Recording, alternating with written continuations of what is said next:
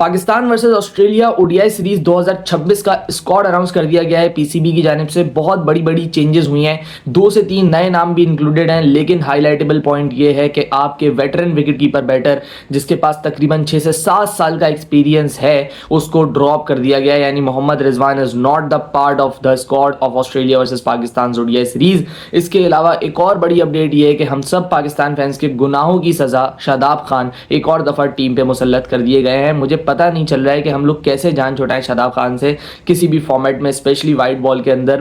टी20 के अंदर आ गए थे बिना किसी परफॉर्मेंसेस के, एज अ वाइस कैप्टन आ गए थे, इंजर्ड होकर बाहर जाते हैं, इंजरी जैसी खत्म करते हैं, बिना किसी परफॉर्मेंस के वापस आते हैं direct into the world cup squad. World cup के अंदर हम सब ने परफॉर्मेंस देखी, अब ओडीआई में भी वापसी कर ली है बिना किसी परफॉर्मेंसेस के। आखिरी ओडीआई शादाब खान का 2023 ओडीआई वर्ल्ड कप के अंदर था, एंड वो किस जलालत वाला वर्ल्ड कप था पाकिस्तान के लिए, पाकिस्तानी स्पिनर्स के लिए, वो हम सब वाकिफ हैं। इसके अलावा आपने बोला होगा कि भाई शादाब खान शायद इस वजह से वापसी आ जाए कि वो डोमेस्टिक में परफॉर्म कर रहा हो या कोई लिस्ट ए के मैचेस के अंदर परफॉर्म कर रहा हो कहीं जाके, लेकिन आपको बताता चलूं कि शादाब का आखिरी लिस्ट ए गेम 2024 में आया था और आज हम 2026 में बैठे हैं, यानी 2 साल के गैप के बाद शादाब खान बिना किसी ओडीआई गेम खेले, बिना कोई 50 ओवर का गेम खेले, पाकिस्तान के 50 ओवर के स्क्वाड के अंदर वापसी आ चुके हैं। क्या कोई जस्टिफिकेशन देगा इस सिलेक्शन की? साद मसूद के ऊपर इनको सेलेक्ट किया गया है। साद मसूद को भी आप एक लिस्ट ए गेम के ऊपर पाकिस्तान खिला दिया था, लेकिन उसने अपने डेब्यू के अंदर 38 रन भी किए थे, 10 ओवर में कुछ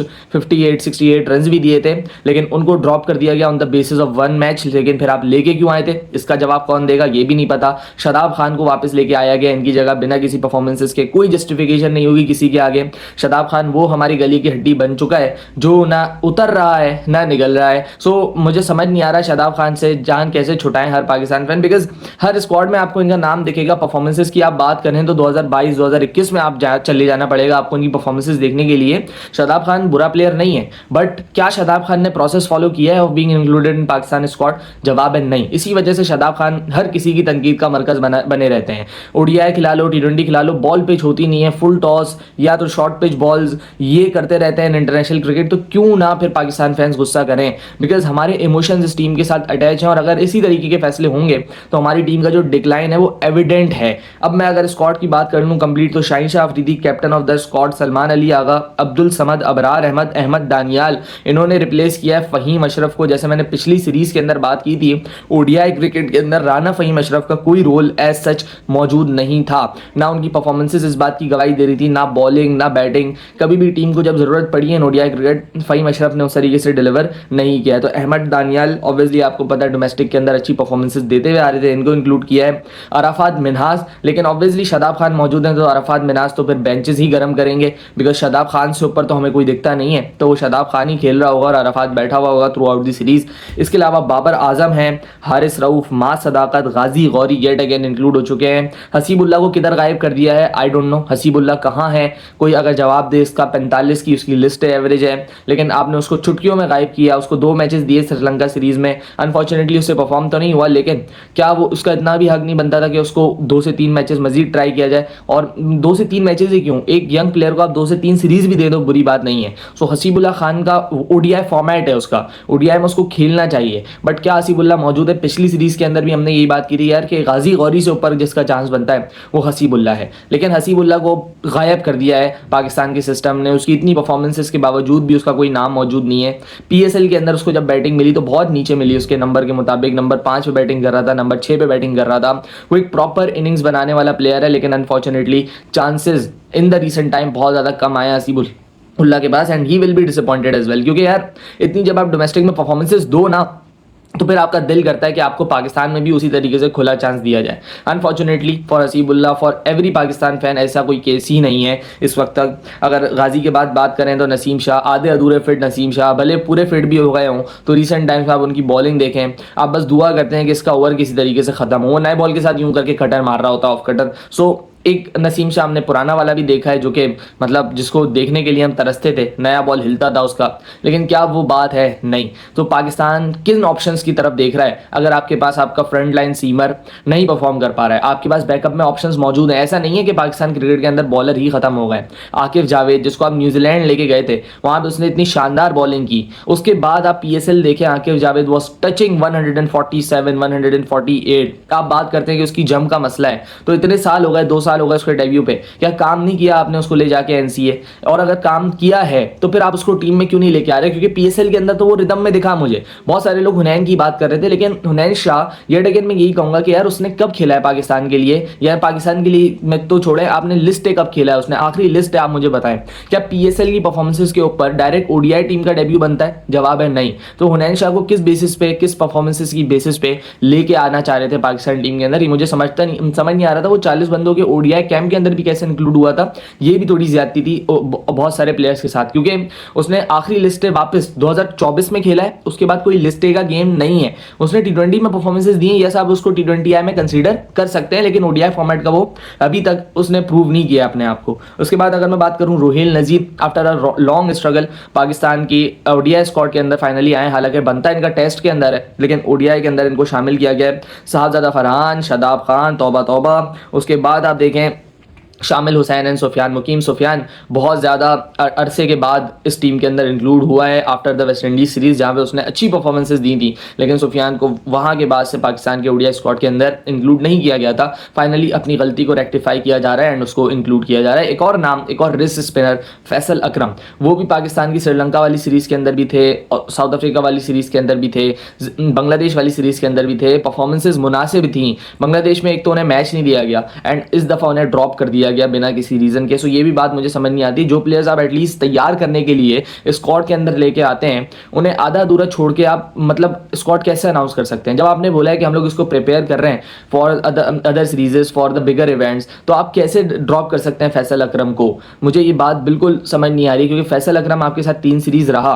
अब जब उसका टाइम था कि हाँ यार उसने चीज़ें सीख ली हैं, वो पाकिस्तान के लिए रेगुलर खेले, आपने उसको ड्रॉप कर दिया, आपने उसको रिप्लेस कर दिया किसी और से। सो अगर आप ऐसे करते रहेंगे, सो प्रोसेस पे तो लात पड़ रही है। हर किसी के एक जो प्रोसेस वो फॉलो कर रहा है, वो बोलेगा खल्ली कराओ उस प्रोसेस को। जब शादाब खान 2024 पे लिस्टें खेलने पे सेलेक्ट हो सकता है, तो हम क्यों नहीं हो सकते? और अगर हम नहीं हो रहे हैं, तो ये जाहिर सी बात है एक फेवरेटिज्म टूवर्ड शादाब खान है, जो कि हमें हर ओडीआई फॉर्मेट या टी20 कोई भी फॉर्मेट उठा लें वो दिखता है हमें। मुझे समझ नहीं आ रही है बात। इसके अलावा मैंने आकिफ जावेद की बात की है, फिर उसके बाद मोहम्मद रिजवान का टीम से बाहर होना बनता था? जवाब है नहीं, क्योंकि आप सबको पता है मैं रिजवान के बारे में कोई इतना बहुत बड़ा फैन नहीं हूँ रिजवान का, लेकिन स्टिल अगर आपने मोहम्मद रिजवान को रिप्लेस करना है तो उनका नेमुल बदल कोई बनाना पड़ेगा, कोई डेवलप करना पड़ेगा। कोई गाजी गौरी जो पिछली सीरीज में उसने पाकिस्तान के लिए आया है, वो क्या वो रिजवान को एक सीरीज के अंदर रिप्लेस कर सकते हैं? जवाब है नहीं। रिजवान के पास तकरीबन 8 से 10 साल का एक्सपीरियंस है। लास्ट 4 सीरीज के अंदर रिजवान आपका टॉप स्कोरर है। मैं अग्री करता हूं कि उनके स्ट्राइक रेट के बहुत बहुत इश्यूज हैं, 70-72 का स्ट्राइक रेट है, जो कि नहीं बनता इन ओडीआई क्रिकेट। लेकिन स्टिल अगर आपने रिजवान को रिप्लेस करना था, तो उसके पीछे आप विकेट कीपर लगाते, उसको रखते ओडीआई स्क्वाड के अंदर 5 से 6 सीरीज तक, उसके बाद वो कहीं काबिल होता कि वो रिजवान को रिप्लेस कर पाए। अभी जो आपके पास दोनों विकेट कीपर हैं, एक ने एक मैच खेला हुआ है, एक ने एक भी नहीं खेला हुआ, and they are ready to replace Rizwan. यानी आप ये कह रहे हैं कि Ghazi Ghori is your first option for the ODI World Cup 2027 Rizwan के होते हुए। सो ये ज्यादती है, क्योंकि अब जब रिजवान ने डिलीवर करना है, आपने उसको ड्रॉप कर दिया। इतनी इन्वेस्टमेंट है पाकिस्तान क्रिकेट बोर्ड की रिजवान के ऊपर, 2019 से पाकिस्तान क्रिकेट बोर्ड बैक कर रहा है उसको ओडीआई फॉर्मेट में, टी20 फॉर्मेट में। अब उसका टाइम है कि वो डिलीवर करे, आपने उसको ड्रॉप कर दिया। एंड ये उसका फॉर्मेट है ओडीआई क्रिकेट। ओडीआई में ना टीम रिवॉल्व करती है आपके 4-5 नामों के अराउंड, उसमें रिजवान एक नाम है, सलमान अली आगा है, बाबर आजम है। ये वो नाम है जो कि ओडीआई फॉर्मेट के अंदर परफॉर्मेंसेस देते हैं और आपको मुश्किलात से निकालते हैं। रिजवान एंड सलमान की अक्सर व बेशतर कितनी पार्टनरशिप ऐसी लगी हैं जिन्होंने पाकिस्तान को मुश्किल से निकाला है। फर्स्ट ऑफ ऑल आपने उसको गलत कप्तानी से भी हटाया, एंड अब अनफॉर्चुनेटली आपने उसको टीम से भी फारिग कर दिया। ये बड़ी ज्यादती वाली बात है। इसके अलावा मिडिल ऑर्डर के अंदर एक नाम हम सब देखना चाह रहे थे, वो था कामरान गुलाम, वो था हसन नवाज, लेकिन दोनों ही अनफॉर्चुनेटली मौजूद नहीं है इस टीम के अंदर। कामरान गुलाम के साथ जितनी ज्यादती है वो मैं नहीं समझता किसी भी और प्लेयर के साथ हो रही है इस वक्त। वो ओडीआई में भी 100 करता है, वो टेस्ट के अंदर भी 100 करता है, लेकिन अनफॉर्चुनेटली अपनी जगह बरकरार नहीं रख पाता है in the Pakistan ODI squad. और क्या करे बंदा पाकिस्तान के लिए, आगे 100 किया उसने, फिर नीचे से उसने आपने उसको धकेला नंबर 6 के ऊपर, उसने बोला तुम्हारी ऐसी की तैसी, उसने नीचे से भी 60-65 रन कर दिए थे साउथ अफ्रीका के अंदर। सो क्यों नहीं आप उसको खिला रहे? सिर्फ एक मैच मुझे अच्छी तरीके से याद है, ट्राई सीरीज का आपने इसको दिया था अगेंस्ट न्यूजीलैंड, 12-13 रन करके आउट हो गया था। उसके बाद से कामरान गुलाम ने ना तो चैंपियंस ट्रॉफी का कोई गेम खेला, ना तो ट्राई सीरीज का कोई गेम खेला। बड़ा अनफॉर्चुनेट है। तैयब ताहिर भी येट अगेन मैं उसकी बात करूंगा, उसने मुनासिब परफॉर्मेंसेस दी थी जब आप उसको लेके गए थे न्यूजीलैंड, लेकिन उसके बाद से वो भी गायब है। उसके बाद आप यहाँ पे बात कर लें हसन नवाज की, आपने उनको डिक्लेयर किया था कि ये जनरेशनल टैलेंट है पाकिस्तान का, पाकिस्तान के लिए परफॉर्म करेगा, आगे जाके खेलेगा, लेकिन क्या उसको उस तरीके की बैकिंग मिली, जनरेशनल टैलेंट वाली बैकिंग मिली उसको? उसकी परफॉर्मेंसेस थी, उसने वेस्ट इंडीज में आपको मैच जितवा दिया था हुसैन तलत के साथ, लेकिन क्या बैकिंग मिली उसको? जवाब है नहीं। आपने उसको 2 से 3 बुरी परफॉर्मेंसेस पे बाहर कर दिया, वो भी T20 की परफॉर्मेंसेस पे बाहर कर दिया। उसके बाद अगर मैं बात करूं, बहुत सारे लोग सवाल कर रहे हैं फखर एंड साइम का, दोनों के दोनों इंजर्ड है, दोनों के दोनों की रिपोर्ट्स हैं पीसीबी की जानिब से कि इनको सिलेक्ट इस वजह से नहीं किया गया क्योंकि ये इंजर्ड हैं। सो क्या ये इंजरी कब से है, कहाँ है, इसके बारे में तो किसी को इल्म नहीं है, लेकिन फ़खर जमान एंड साइम अयूब दोनों के दोनों इंजर्ड हैं। क्या पीएसएल भी इंजरी के साथ खेला है? ये बहुत सारे सवालात हैं, बट स्टिल स्क्वाड में ना होने की वजह इंजरी है। उस्मान खान के बारे में भी आ रहा था कि Pakistan is considering Usman Khan as a wicket keeping option, लेकिन आज क्लेरिफिकेशन आई है कि उस्मान खान को बुखार था, इस वजह से उनको स्क्वाड के अंदर इंक्लूड नहीं किया गया। अभी मुझे ये पता करना है क्या ये बुखार 1.5-2 हफ्ते 3 हफ्ते तक चलने वाला बुखार है? कौन सा बुखार ऐसा है कि जिसकी वजह से आपने उसको छोड़ के गाजी गौरी या रोहिल नज़ीर के ऊपर हाथ रखा है? रोहिल नज़ीर तो मैं समझता हूँ डिजर्व करता था, काफ़ी अरसे से एक प्रोसेस के अंदर है, रोहिल नज़ीर उसका चांस बनता था, बट गाजी गौरी जैसे लास्ट सीरीज में भी मैंने बात की उतना अभी नहीं किया कि वो पाकिस्तान डिजर्व करे। और बहुत सारे ऐसे लड़के थे पिछली सीरीज के अंदर जो सिलेक्ट हुए थे, जैसे शामिल था, इतना नहीं किया उसने जो पाकिस्तान डिजर्व करे, लेकिन जब आपने उसका डेब्यू करा दिया है तो फिर आपको एक प्रॉपर चांस देना चाहिए। उसमें साद मसूद भी इंक्लूडेड था, डेब्यू करवा दिया था तो फिर एक प्रॉपर चांस देना चाहिए था। प्रॉपर चांस मतलब 5-6-7 मैचेस उसको देने ही चाहिए थे, लेकिन आपके हरदिल अजीज शादाब खान को जब आपने इंक्लूड करना हो तो फिर कोई मैटर नहीं करता, भले वो साद हो, भले वो कोई और हो, डजेंट मैटर, भले वो सुफियान मुकीम हो। In the case of T20 world cup सब रिप्लेसेबल है अगर शादाब खान सामने है। सो ये है अभी तक पाकिस्तान के ओडीआई स्क्वाड की अपडेट। अगर इससे 11 बनाने की कोशिश करें या देखें कि बैटर्स और बॉलर्स में हमारे पास क्या ऑप्शंस हैं इस वक्त, बॉलिंग यूनिट तो वही हमारा पुराना है, वही 3 पेसर्स जो कि हम लोग 2022 से लगातार देख रहे हैं, रऊफ, शाहीन, नसीम। इसके अलावा अगर आप बात कर लो वसीम जूनियर, ये भी मुझे बहुत अच्छा याद आया कि उनको भी ड्रॉप कर दिया गया है। आखिरी ओडीआई सीरीज जब पाकिस्तान ने खेली थी, एक प्लेयर ऑफ द मैच भी था वसीम का, उसमें उन्होंने अच्छी बॉलिंग भी की थी, बांग्लादेश के अंदर भी तेज़ बॉलिंग कर रहा था, but unfortunately on basis of T20 performances Wasim junior has also been dropped from the squad. So ये आप पाकिस्तान का आलम है कि हमारी फॉर्मेट मिक्सिंग हमारी रग रग में बसा हुआ है, और उसकी वजह से हमने पहले भी प्लेयर्स बर्बाद किए हैं एंड अभी भी करते ही जा रहे हैं हम लोग प्लेयर्स बर्बाद, सीख नहीं रहे अपनी गलतियों से, और फिर हम पूछते हैं कि हमारी क्रिकेट को हो क्या गया। जब ऐसे फैसले लिए जाएंगे तो फिर हमारी क्रिकेट नीचे ही जाएगी। जब मेरिट के ऊपर फैसले नहीं किए जाएंगे, शादाब खान जैसे प्लेयर्स को जिन्होंने इतने अरसे से कोई वनडे का मैच नहीं खेला है उनको इंक्लूड किया जाएगा, सो फिर मेरिट कहाँ जाए? कौन अपने लिए आवाज़ उठाएगा, कौन नहीं उठाएगा, कौन इतना सस्टेन करेगा, रेजिस्ट करेगा अगेंस्ट दिस सिस्टम? किसी को कुछ नहीं पता। एंड इसी वजह से हमने अच्छे प्लेयर, उस्मान सलाउद्दीन जैसा प्लेयर, और भी कितने प्लेयर, उस्मान सलाउद्दीन तो एक प्रोमिनेंट एग्जाम्पल है, इसके अलावा कितने प्लेयर, सैफ बदर थे एक प्लेयर ज़बरदस्त, कितने ही कोई ज़ाया कर दिया हमने, क्योंकि उन्हें पता था कि ये सिस्टम जो है भाई ये कुछ लोगों के लिए है, सबके लिए मौजूद नहीं है। एंड अनफॉर्चुनेट है बड़ा पाकिस्तान के लिए कि हम लोग 4 साल से उसी बॉलिंग लाइनअप के साथ खेल रहे हैं, डिलीवर नहीं कर रही है वो बॉलिंग लाइनअप, लेकिन स्टिल हम लोगों ने कोई बैकअप नहीं प्रिपेयर किए हैं। आकिब जावेद को लेके आए थे, बाहर कर दिया। बैटिंग लाइनअप की अगर मैं बात करूँ so we have new openers, but still हमारे जो पुराने ओपनर्स हैं जिनको मैं देखना चाह रहा हूँ वो फ़खर एंड साइम ही हैं।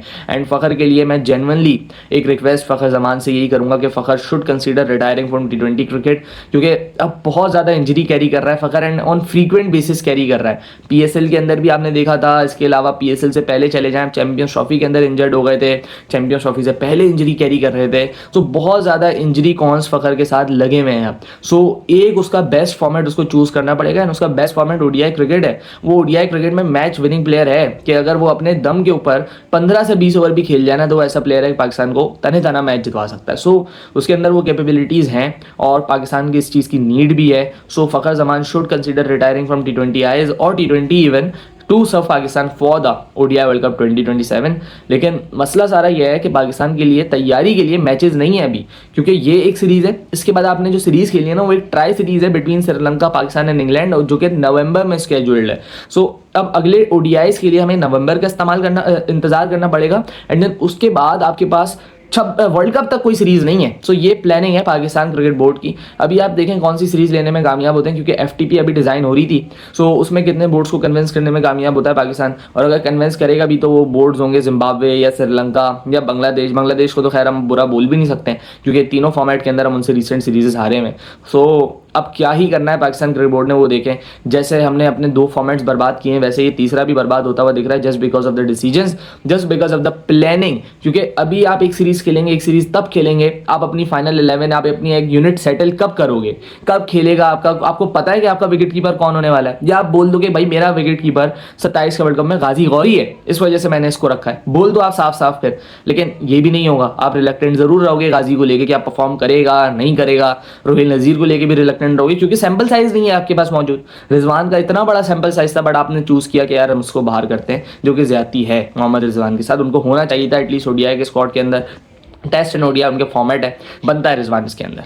एनीवेज लेट्स सी ये टीम कैसा परफॉर्म करती है। उम्मीद कुछ खास नहीं है क्योंकि बहुत ही घटिया स्क्वाड अनाउंस हुआ गया है, बहुत घटिया तो नहीं बोलूंगा but still there are very very much loopholes in this squad. Shadab Khan का होना मुझे खल रहा है, इस वक्त खल रहा है, आप मुझे यकीन करें, क्योंकि जब भी ज्यादती होती है ना हमारे किसी भी प्लेयर्स के साथ बहुत बुरा लगता है, स्पेशली उस प्लेयर के लिए जिस प्लेयर ने पाकिस्तान के लिए अभी तक 2023 का वर्ल्ड कप, 24 का वर्ल्ड कप, 25 में तो कुछ नहीं खेला, खैर 26 का वर्ल्ड कप, तीनों में एक नुमाया किरदार है इनका मैचेस हरवाने के अंदर। लेकिन फिर भी आप देखें कि स्क्वाड के अंदर नाम किसी ना किसी तरीके से आ जाता है। एनीवेज मिलते हैं किसी और वीडियो में। आपकी क्या राय है इस स्क्वाड के बारे में हमें कमेंट की सूरत में बता सकते हैं। अल्लाह हाफ़िज़।